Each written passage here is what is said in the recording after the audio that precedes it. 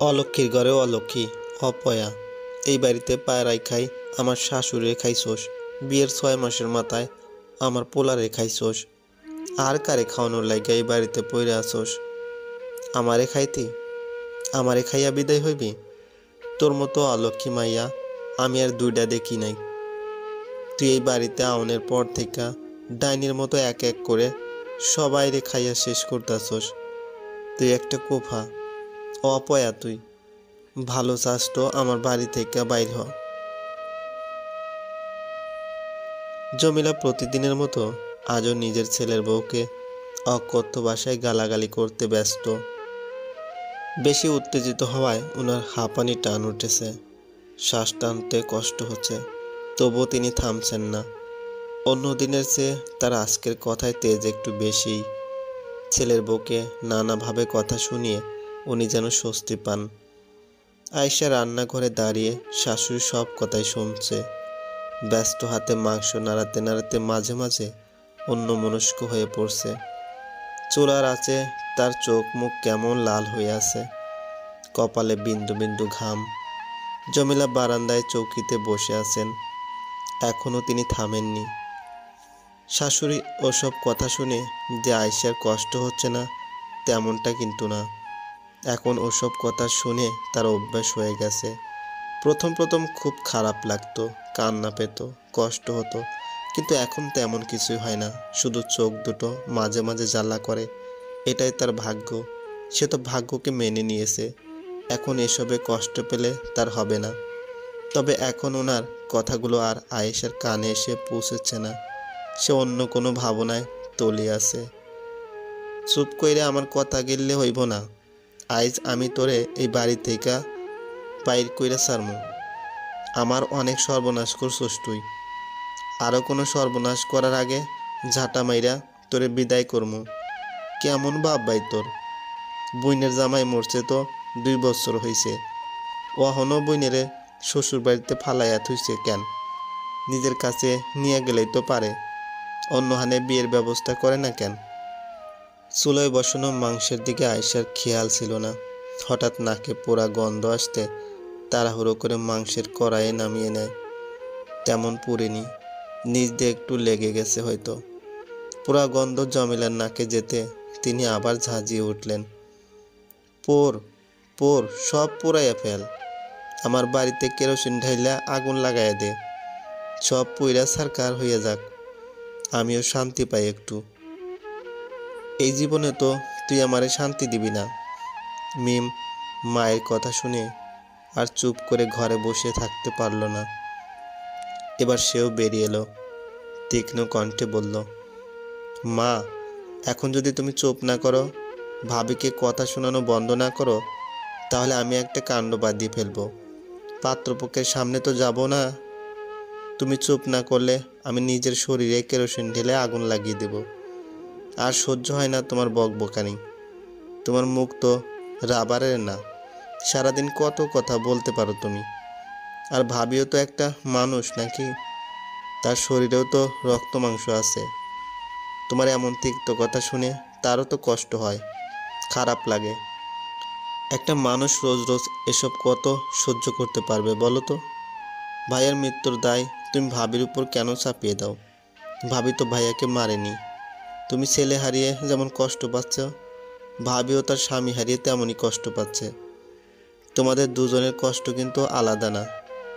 দুজনই প্রিয়জনকে হারিয়েছে। আর দাদি মরেছে ওনার বয়স হয়েছিল বলে। তার ভারও তুমি ভাবির উপর চাপিয়ে দিচ্ছ। জমিলা মেয়ের কথা শুনে হতভম্ব হয়ে কিছুক্ষণ মেয়ের দিকে তাকিয়ে বসে রইলেন। নিজেকে সামলে নিয়ে হাঁপাতে হাঁপাতে বললেন, অনেক লায়েক হয়ে গেছিস তুই। মার মুখে মুখে কথা কস, আমাকে কথা শোনাস তুই? এত বড় হয়ে গেছিস, এখানে ছোট বড় কথা আসছে না। তোমার মুখে মুখে কথা বলার ইচ্ছা আমারও নেই, কিন্তু বলতে হচ্ছে, তুমি বাধ্য করাচ্ছ। ওই ডাইনি তোগর সবাইরে জাদু করছে, বশ করে রাখছে তোগরে। আমার পোলা মাইয়া ওর হইয়া আমাকে কথা শোনায়। এই ডাইনি মানুষ বশ করতে জানে, জাদু জানে। মা, আবার তুমি বাজে বকছো? তুমি কি চাও আমি সত্যি সত্যি কোনো কাণ্ড করে বসি? চাও তুমি? যদি না চাও তাহলে আল্লাহর ওয়াস্তে চুপ করে থাকো। আয়েশা রান্নাঘর থেকে বের হয়ে এসে বলল, মিম, তুমি ঘরে যাও, লোকজন চলে এসেছে। বাইরের রাস্তায় দুটো সিএনজি এসে দাঁড়িয়েছে। ওরা চলে এসেছে শুনে জমিলাও আর কথা বাড়ালেন না। কিন্তু মিম ঘরে যাবে না বলছে। সে আজ মায়ের সাথে একটা বিহিত করেই শান্ত হবে। আয়েশা ধমকে বলল, বাড়াবাড়ি করো না মিম, যা বলছি তা করো। ঘরে যাও তুমি। আর মা, আপনিও গিয়ে শাড়িটা বদলে নিন। ফারুক যে শাড়িটা এনেছিল সেটা পরুন। জমিলা ঘরে চলে গেলেন। মিম ভাবির দিকে বিরক্ত হয়ে তাকিয়ে কিছুক্ষণ দাঁড়িয়ে রইল। আয়েশা বলল, ওসব নিয়ে পরেও কথা হতে পারবে, আরও অনেক সময় পড়ে আছে। কিন্তু আজ একটা বিশেষ দিন, আজকে ওসব নিয়ে কথা না বাড়ালেই ভালো। ভাবি, তুমি মানুষ না অন্য কিছু? তোমার কষ্ট হয় না? খারাপ লাগা বলতে তোমার মধ্যে কিছুই নেই না? তুমি জানো মা ওরকমই, তারপরও কেন তুমি মাঝে মাঝে রেগে যাও? মা তো ওসব মন থেকে বলেন না। ওনার কষ্ট হলে, তোমার ভাইয়ের কথা মনে পড়লে তবেই এমনটা করেন। আমি মাঝে মাঝে রেগে যাই। তোমার কি মাঝে মাঝে কষ্ট হতে পারে না? নিজেকে এমন পাথর বানিয়ে রেখেছো কেন বলো তো? একটু কষ্ট পেলে তো তোমার কোনো ক্ষতি হয়ে যাবে না। আর মার ভাইয়ের কথা মনে পড়লে তোমার সাথে রাগারাগি করে। তোমার ভাইয়ের কথা মনে পড়ে না? তুমি তখন কি করো? কার সাথে রাগারাগি করো? ঘরে যাও তুমি। মিম ওই ঘরের পাত্রপক্ষের সামনে বসে আছে। আয়শা তার ঘরের দরজা বন্ধ করে বসে আছে। তার হাতে একটা শার্ট। সে শার্টটা বুকে জড়িয়ে নিচ্ছে। নাকের কাছে ধরে গন্ধ শুকছে। এই শার্টটা তার স্বামীর। এখনও সে এটা থেকে স্বামীর শরীরে গন্ধ পায়। আয়শা তার বিয়ের দিনের কথা মনে পড়ে গেল। সে চোখ বন্ধ করে অতীতের স্মৃতিগুলো আওড়াতে লাগলো। বিয়ের কাজ শেষ করে সবাই যখন তাকে বিদায় করে দিল, তখন গাড়িতে বসে তার খুব কান্না পাচ্ছিল। বাবা মা ভাইদের ছেড়ে আসতে সত্যি খুব কষ্ট হচ্ছিল। এই বিয়েটা সে করতে চায়নি, বাবার কথা রাখতে গিয়েই করতে হলো। আয়শা ফুপিয়ে কাঁদছে। কান্নার কারণে বারবার হেঁচকে উঠছিল। আয়শার এই অবস্থা দেখে তখন পাশে বসা লোকটা, মানে তার স্বামী, প্রথমবারের মতো ওর হাত ধরেছিল। আয়শা চমকে উঠেছিল। লোকটা বলেছিল, তুমি ঠিক আছো তো? এত কাঁদছো কেন? শ্বশুরবাড়ি তো যাচ্ছ, জেলখানায় তো আর না। কথাটা বলে লোকটা একটু হেসেছিল, তবুও তার কান্নাটা যেন থামছিলই না। লোকটা পানির বোতল তার দিকে এগিয়ে দিয়ে বলেছিল, নাও, কান্না থামিয়ে একটু পানি খাও। তোমার মুখের অবস্থা দেখেছো? কেঁদে কেটে সব মেকআপ উঠে গেছে। আগে জানলে আমি না করে দিতাম। আমার বউকে পার্লার থেকে সাজাতে হবে না, শুধু শুধু টাকা নষ্ট করে সাজলে। এখন তো তোমাকে ভূতের মতো লাগছে। বউ? হ্যাঁ, আয়শা আজ থেকে এই লোকটার বউ। লোকটা বোতলের মুখ খুলে আয়শার হাতে দিল। আয়শা এক ঢোক পানি খেলো। কত স্বাভাবিকভাবে লোকটা ওর সাথে কথা বলছে, যেন অনেক সময় ধরে দুজন দুজনকে চেনে। এই প্রথম আয়শা ওনার দিকে তাকালো। মুখ দেখে মনে হয় সহজ সরল ভদ্র একজন মানুষ, যার মনে কোনো প্যাঁচ নেই, যে সবাইকে নিয়ে হেসে খেলে জীবন কাটাতে চায়। বরযাত্রী বউ নিয়ে যখন বাড়ি ফিরে গেল, সেখানে ওদের জন্য খুব বড় একটা ধাক্কা অপেক্ষা করছিল। নতুন বউকে বরণ করে ঘরে তোলার জন্য কেউ এলো না। বাড়ির ভিতর থেকে কান্নার আওয়াজ ভেসে আসছে। মেয়েকে বিদায় করে দিয়ে মেয়ের বাবা মা আত্মীয় স্বজনরা কান্না করবে, এটা মেনে নেওয়া যায়, কিন্তু ছেলের বাড়িতে কেউ কেন কান্না করবে? আয়েশা কিছুই বুঝতে পারছে না, অবাক চোখে তাকিয়ে আছে। চারপাশে কি হচ্ছে তো বোঝার চেষ্টা করছে। আনিস ওকে রেখে গাড়ি থেকে নেমে ভিতরে গেল। যাওয়ার আগে ওর দিকে তাকিয়ে বলে গেল, তুমি একটু বসো, আমি ভেতর থেকে দেখে আসছি, এক্ষুনি চলে আসবো। আয়েশা কিছু না বলে মাথা নাড়ালো। বেশ কিছুক্ষণ পর আনিস ফিরে এলো, তার মুখ গম্ভীর। আনিস আয়েশার দিকে তাকিয়ে হাত বাড়িয়ে দিয়ে বলল, নেমে আসো। আয়েশার লোকটার দিকে চোখ তুলেই তাকালো। ওনার গলার স্বরটা যেন পাল্টে গেছে। লোকটা গাড়িতেও টুকটাক কথা বলেছে, কিন্তু তখন তো ওনার গলায় এমন শোনাচ্ছিল না। ভিতরে কি এমন হয়েছে যার জন্য হঠাৎ করে লোকটার কণ্ঠ এমন অসহায় মনে হচ্ছে। আয়েশা নেমে দাঁড়ালে বলল, তোমাকে বরণ করে নেওয়ার জন্য কেউ আসবে না, বাড়িতে এখন সেই পরিবেশ নেই। আয়েশা হালকা গলায় জিজ্ঞেস করলো, কি হয়েছে ভেতরে? আনিস ওর চোখে চোখ রেখে বলল, একটু আগে আমার দাদি মারা গেছেন, তাই সবাই কান্না করছে। বুঝতেই পারছো, বিয়ে বাড়িতে হঠাৎ এমন একটা ঘটনা ঘটলে কারো মাথায় ঠিক থাকবে না। এখন কারো কথায় তুমি কিছু মনে করো না, কেমন? ফ্যাল ফ্যাল চোখে আয়েশা তাকিয়ে রইল। লোকটার দাদি মারা গেছে, তবু লোকটা এই সময় তাকে নিয়ে ভাবছে। আনিস আয়েশাকে নিজের রুমে বসিয়ে দিয়ে বেরিয়ে গেল। রাতে দাদির জানাজা পড়ে দাফন করে ঘরে ফিরে এলো। এতক্ষণ আয়েশা একাই বসেছিল, কেউ তার কাছে আসেনি। আনিস বিছানার এক পাশে বসলো। আয়েশার খেয়াল হতে বলল, তুমি তো সন্ধ্যা থেকে কিছু খাওনি, বসো তুমি, আমি বাইরে গিয়ে দেখছি। আয়েশা সাথে সাথে বারণ করে উঠল, না না, আমি এখন কিছু খাবো না। খাবো না বললেই তো হবে না, তোমাদের বাড়ি থেকে কি খেয়ে এসেছো কে জানে। বিয়ের দিন কনের খাওয়া কেমন হয় তা আমার জানা আছে। আয়েশাও অবাক হচ্ছে, একটা মানুষ এতটা শক্ত কিভাবে হতে পারে। একটু আগে নিজের দাদিকে কবর দিয়ে এসে এতটা স্বাভাবিকভাবে কিভাবে কথা বলতে পারছে। একদিকে বাড়ির বড় ছেলের দায়িত্ব পালন করছে, নিজের কষ্ট কাউকে বুঝতে না দিয়ে সবার খেয়াল রাখছে। অন্যদিকে নতুন বউয়ের খেয়াল রাখতেও এতটুকু গাফিলতি করছে না। আনিস বেরিয়ে গেল। একটু পরে মিম ঘরে এলো। মেয়েটার চোখ ফোলা ফোলা লাগছে। দাদি মারা গেছে, কান্না করাটাই স্বাভাবিক। মিম এসে আয়েশার পাশে বসলো। তুমি আমাকে চিনো ভাবি?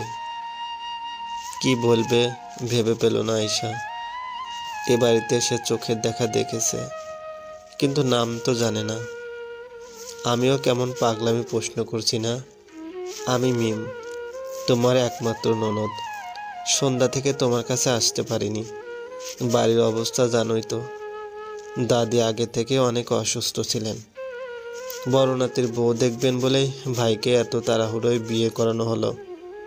আর দেখো না, বিয়ের দিনই দাদি চলে গেলেন। তোমাকে আর ভাইকে একসাথে দেখতেও পারলেন না। তখনই বাইরে থেকে কোন মহিলার শব্দ শোনা গেল। মলিটা বলছে, এটা কোন রাক্ষসী আমার বাড়িতে আনলি আনিস? বাড়িতে পা রেখাই তোর দাদি রেখাইয়া ফেললো। আনিস চাপা গলায় বলছে, আহ মা, আয়শা ঘরে আছে, ও শুনতে পাবে। দয়া করে তুমি চুপ করো। দাদির মৃত্যুতে ওর কোনো হাত নেই। আল্লাহ যার হায়াত যতদিন দিয়েছেন সে ততদিনই বাঁচবে। দাদিকে আল্লাহ নিয়ে গেছেন, এতে ওর দায়টা কি বলো তো? ঘর থেকে আয়েশা মিম দুজনে সব শুনল। আয়েশা চল চোখের দরজার দিকে তাকিয়ে আছে। মিম মাথার নিচু করে ভাবের হাত শক্ত করে ধরে রেখেছে। শার্টটা মুখে চেপে ধরে কান্না থামানোর চেষ্টা করছে আয়েশা। না, এখন শব্দ করে কান্না করা যাবে না। পাশের ঘরে সবাই আছে, কেউ কান্নার শব্দ শুনতে পেলে বৃষ্টি কান্ডা হয়ে যাবে। দরজায় টোকা দিয়ে ফারুক ডাকছে, ভাবি, ও ভাবি, ওদের খেতে দিবে না? মিমের বিয়ে পরীক্ষা নেওয়া হয়ে গেছে, মা ডাকছে তোমাকে। সবাইকে খেতে দাও এবার। চোখ মুছে আয়েশা বলল, আসছি, তুমি যাও। আবার মুখ চেপে ধরল সে। আজ তার কি হয়েছে? আনিসের কথা আজ এত মনে পড়ছে কেন? আজ মিমের বিয়ে ঠিক করতে লোক এসেছে। কতদিন পর আজ বাড়িতে একটা খুশি এসেছে। আজ কেন সে কাঁদছে? চোখ দুটো কেন তার অবাধ্য হচ্ছে? আলমারিতে শার্ট তুলে রেখে চোখ মুখে দরজা খুলে দিল আয়শা। ফারুক এখনো দাঁড়িয়ে আছে। ওকে দেখে কপাল কুঁচকে বলল, কাঁদছিলে তুমি? হাসার চেষ্টা করলো আয়শা। বলল, কি যে বলো না তুমি, কাঁদবো কেন? আজকে আমার কান্নার দিন? আনমনে ফারুক বলল, জানি না ভাবি, তোমাকে আমি বুঝে উঠতে পারি না। তোমার চোখ লাল অথচ মুখে হাসি, গলার স্বর বলছে কেঁদেছে একটু আগে, কিন্তু মুখ দেখে বোঝার উপায় নেই। আজব মেয়ে তুমি ভাবি। শুধু আমি না, পৃথিবীর প্রতিটা মেয়ে এক একটা আজব প্রাণী। রহস্যে ঘেরা থাকে তাদের চারপাশে। মেয়েদের বোঝার চেষ্টা করলে তোমরা ছেলেরা পাগল হয়ে যাবে। ওরা কথা বলতে বলতে জমিলা আবার ডাকলেন, কই গো মা, ডাকছিলাম তোমারে। এই তো মা, আসছি।